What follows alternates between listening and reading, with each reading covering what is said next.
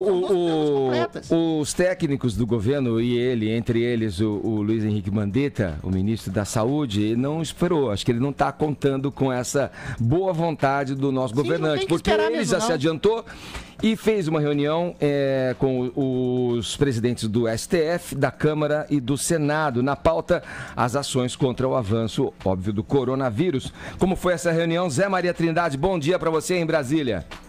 Salve, Edgar. Muito bom dia a todos. Olha, Edgar, voltando do Palácio do Planalto, aliados do presidente me disseram: Trindade, o negócio é sério. O presidente falou: esse negócio de coronavírus é o meu, aquilo. Não acredita mesmo naquilo. Você está brincando.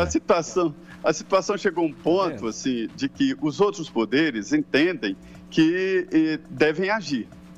No domingo, o presidente em exercício do Supremo, o ministro Luiz Fux, que é o vice-presidente, chamou o ministro da Saúde, Henrique Mandetta, exatamente para conversar sobre a situação.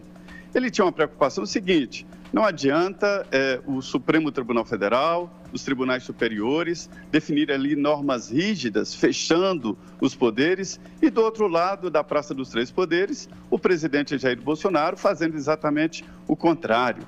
E aí, naquelas conversas ali, o presidente Dias Toffoli, que estava em Marrocos, decidiu voltar, antecipou a volta ao Brasil, e esse encontro acabou tomando ali ares políticos e sem a presença do presidente Jair Bolsonaro. E aí estiveram nessa reunião os representantes do Supremo, outros representantes dos tribunais superiores, presidente da Câmara, Senado e o ministro Henrique Mandetta. A ideia era traduzir exatamente o que adianta fechar os poderes. É porque existe a preocupação, inclusive, do presidente da Câmara de que, neste momento, fechar os poderes da República, cancelar sessões do Congresso Nacional, como a de hoje foi cancelada, né? E fechar, impedir a entrada de pessoas, isso poderia provocar um pânico muito maior à população e transmitir a ideia de que o governo estaria longe do povo e estaria também distante da realidade. E nesta conversa, houve ali momentos, segundo relatos, de verdadeiros constrangimentos e falas sobre o presidente, e depois decidiram que, diante das câmeras, eles transmitiriam segurança e transmitiriam tranquilidade. Mas esta reunião, sem a presença do presidente Jair Bolsonaro, deixou consequências políticas, que é uma espécie de isolamento do presidente nesse processo.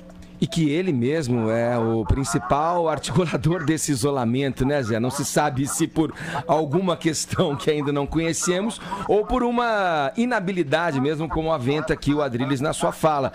Agora Zé, veja, quando temos uma situação como essa no mundo todo, o presidente dando esse mau exemplo à população, na verdade, quando você está fazendo uma luta e todas as entidades relacionadas à saúde, o próprio ministro da consciência à população, você tem um ato desse, principalmente vindo de uma pessoa em que foi muito catapultada no cenário político, nessa eleição, me refiro, pelas mídias sociais, ele não enxergar a possibilidade que essa mensagem de estar junto do povo, que é o que ele faz toda quinta-feira, poderia ser multiplicada em outros vídeos para falar com a sua base, enfim.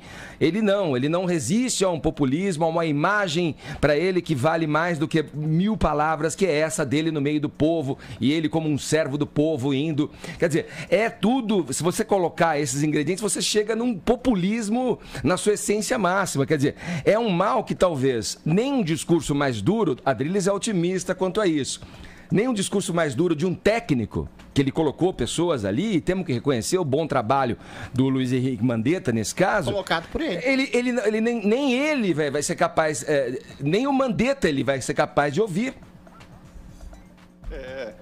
Geralmente, olha só, Itamar Franco tinha uma empregada, a dona Eva, que falava para ele: olha, presidente, está acontecendo isso, tem fila no INSS, eu preciso tomar uma providência. Aí ele chegava no palácio irritado, chamava e cobrava. O Itamar Franco tinha um fotógrafo, o baratinho, que chegava: presidente, era o único que falava a verdade para o presidente, né? O presidente tem aquela força. Aí chegava o fotógrafo para o presidente Michel Temer e falava: presidente, isso não está certo, o pessoal está reclamando disso, e o Michel Temer presidente botava a mão no queixo, e agia. E o Jair Bolsonaro tem um grupo de militares que se reúne em grupo mesmo, né? Que aí ele não pode demitir 6 ministros de uma só vez, e todos ali amigos antigos, então os 6 usam essa estratégia, né? Sim. Mas há divisões no próprio núcleo do governo. Há indicações de que eles acreditam, inclusive, numa versão de que esse vírus foi programado e que a China está usando esta epidemia mundial para crescer a economia e usa epidemias anteriores como argumento. Mas isso não é verdade, né? O PIB da China caiu, lá há um caos, há uma descontinuidade na indústria chinesa, então isso não é verdade. Então, a realidade é essa. Só que o presidente Jair Bolsonaro está se isolando politicamente num momento perigoso, porque o mundo político anda. Os adversários estão aumentando, inclusive ex-aliados, né? Então, a situação atual é totalmente contrária, talvez impossível a possibilidade de um impeachment do presidente Jair Bolsonaro.